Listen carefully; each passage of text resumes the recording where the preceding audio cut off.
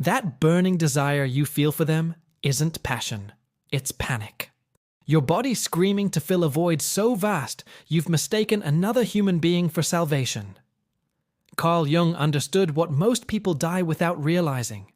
What we call lust is often the soul's desperate attempt to escape its own emptiness through the fiction of merger with another. You're not craving their body. You're craving the illusion of wholeness that sexual union temporarily provides. Jung discovered something that modern culture desperately needs to understand. We project our own missing parts onto others and then call it attraction. That person who drives you wild? They're wearing your unlived life. That body you can't stop thinking about. It's carrying your disowned vitality. That sexual chemistry you're addicted to?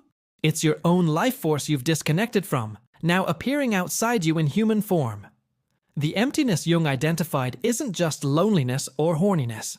It's the gap between who you are and who you're meant to be. It's the void left by every authentic part of yourself you've rejected, every passion you've suppressed, every wildness you've tamed. And sexual desire becomes the socially acceptable way to touch those banished parts of yourself. For a few minutes, in someone else's arms, before the emptiness returns even deeper. I watched this pattern destroy a brilliant woman who confused intensity for intimacy. Every few months, a new obsession, always unavailable, always complicated, always ending in devastation. She thought she was passionate, romantic, sexually liberated.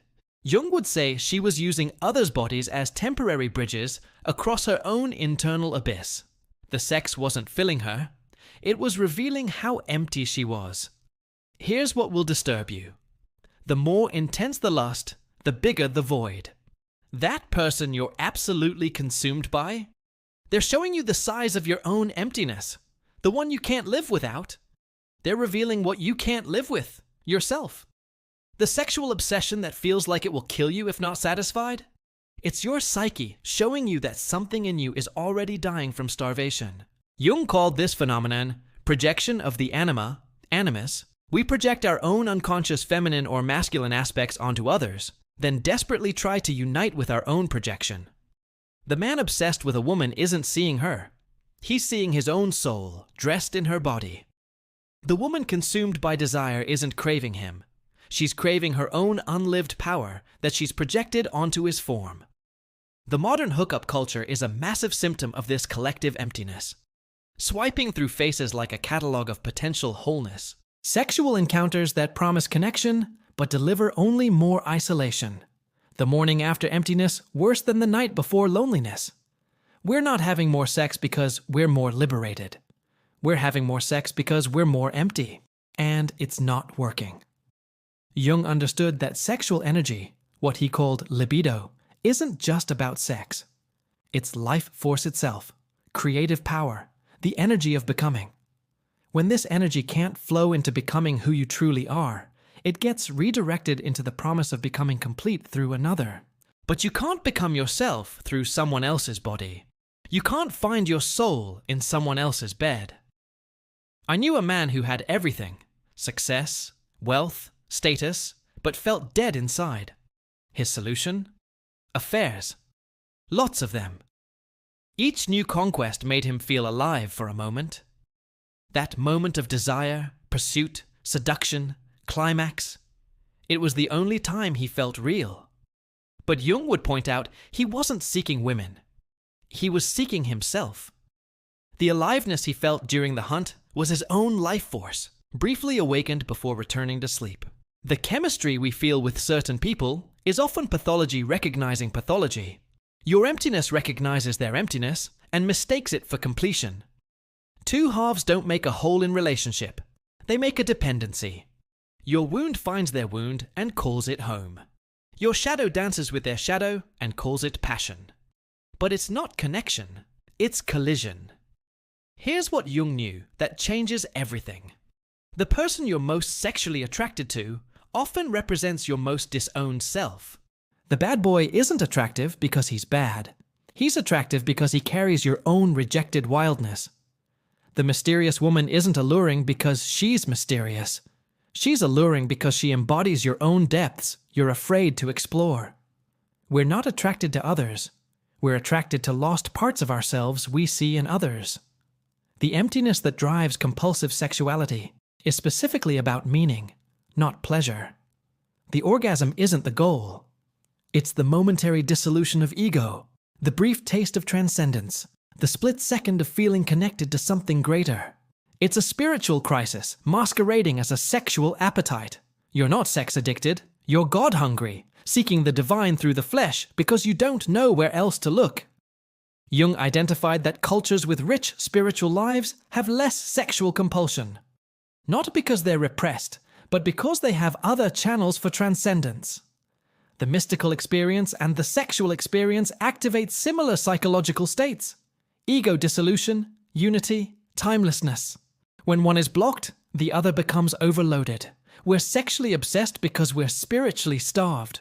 The midlife crisis that often involves sexual acting out? Jung would say it's the self-demanding wholeness. The affairs aren't about sex. They're about unlived life demanding to be lived. The younger lover isn't about their youth. It's about your own unlived youth. The dangerous liaison isn't about them being dangerous. It's about your own danger you've made too safe.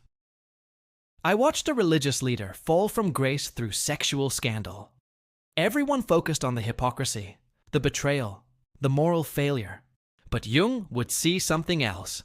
A man who had so completely identified with his persona of purity that his shadow had no choice but to explode in the most destructive way possible. His lust wasn't evil. It was his humanity demanding recognition after years of denial. The virgin whore complex that plagues many men. It's the split between the projected anima they worship and the shadow anima they desire. They can't integrate these opposites, so they seek pure women to marry and dirty women to fuck. But both are projections of their own internal feminine. One idealized, one demonized, neither real. Women face their own version. The provider, lover split. The stable man who bores them. The exciting man who destroys them. Again, projections of their own internal masculine. The safe father figure and the dangerous wild man. They're not seeking men. They're seeking integration of their own psychological opposites. Here's the brutal truth about sexual fantasies. They're maps to your emptiness. The scenarios you obsess over aren't random. They're precise psychological diagnostics. Domination fantasies might reveal your powerlessness in life. Submission fantasies might reveal your exhaustion from control. Group fantasies might reveal your isolation. The fantasy isn't the problem. It's the symptoms showing you where you're psychologically starving. Jung understood that sexual problems are never just sexual. Impotence isn't about the body. It's about feeling psychologically impotent in life. Inability to orgasm isn't about technique. It's about inability to let go, to trust, to surrender control. Premature ejaculation isn't about excitement. It's about wanting to get it over with, to not really be present. The body is honest even when the mind lies. The person who completes you is actually preventing your completion. As long as you believe someone else holds your missing pieces, you'll never look for them where they actually are, within yourself. That passionate relationship that feels like destiny. It might be destiny, but not the kind you think. It's destiny calling you to reclaim your projections, to own your shadow, to become whole. The emptiness can't be filled from the outside because it's not actually empty. It's full of rejected self. All the parts of you that weren't acceptable, weren't safe, weren't loved. They're in there, creating what feels like void but is actually unopened presence. You're not empty. You're constipated with unlived life, and no amount of sex will move that blockage. Jung's solution isn't celibacy or repression. It's consciousness. It's recognizing projection when it happens. It's asking, what does this person represent to me? What unlived part of myself are they carrying? What would happen if I developed that quality in myself instead of seeking it in them? The real intimacy you're craving isn't sexual. It's psychological. It's being seen, known, met at the level of soul. But you can't be seen if you're wearing masks. You can't be known if you don't know yourself. You can't be met if you're not present. The sex is a substitute for the intimacy you really want, but are too afraid to seek or offer. I knew a couple who stopped having sex for a year to find out what else was there. At first, panic, then rage, then grief. Finally, they met each other. Not their projections, not their fantasies, not their needs, but the actual human beings they'd been using each other to avoid. Some couples would divorce. They fell in love for real, because they finally saw who they were actually with. Here's what Jung understood that will change how you see every attraction.